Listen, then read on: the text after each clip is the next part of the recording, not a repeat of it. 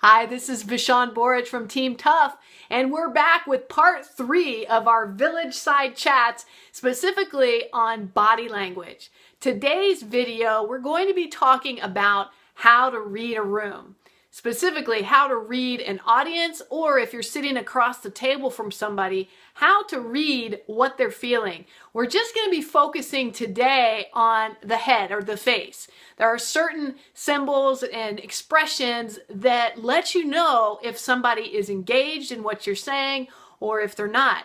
Obviously, when you're speaking in front of a large audience, it can be a little difficult to continue your speech if people aren't engaged.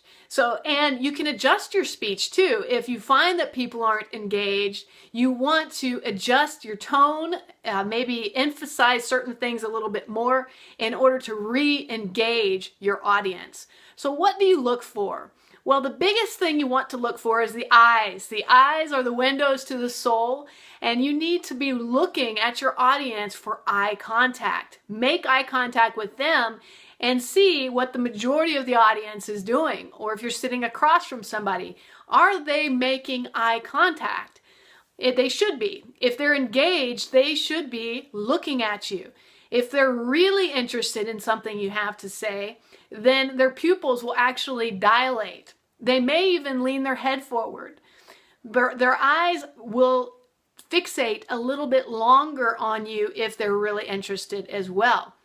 So be looking for those signs.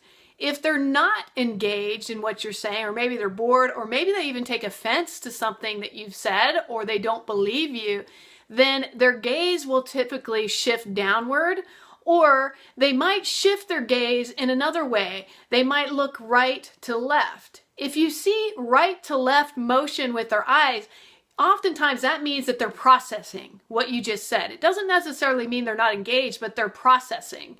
So you may want to emphasize more on what you just said, or look for additional symbols to see if they're processing what you have to say in a good way. We're also talking about the face. The way that people hold their face can determine how they really feel. Look at their mouth. Are they clenching their jaw? Are they biting their back teeth? Are they clenching their jaw? If they're doing that, then they probably are not appreciating what you're saying. And if you see that, then you may want to reevaluate what you're discussing or move on to another subject. Oftentimes, they'll purse their lips. They'll kind of purse them, they'll tighten their lips if they are not appreciative or not engaged, or they take offense to something you've said. What you're looking for is an open kind of smile that lights up their face, lights up their eyes. You're also looking for some head nodding there. A little bit of head nodding means that they're engaged as well. Watch out though for the fake smile. The fake smile doesn't light up the crinkles in their eyes. The fake smile is mouth movement only. If you just see, kind of a fake smile, it's hard for me to do that because I smile a lot.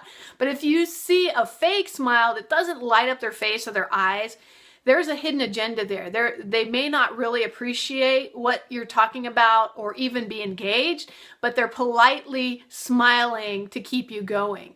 So look for that, and if you do see that, there are different techniques that you can use to engage whoever you're communicating with, but those are just a few basic tips in order to help you better read an audience. So check back with my blog at blog.teamtough.com for more tips on body language as we move into part 4 of our series. Make it a great day, and we'll see you tomorrow.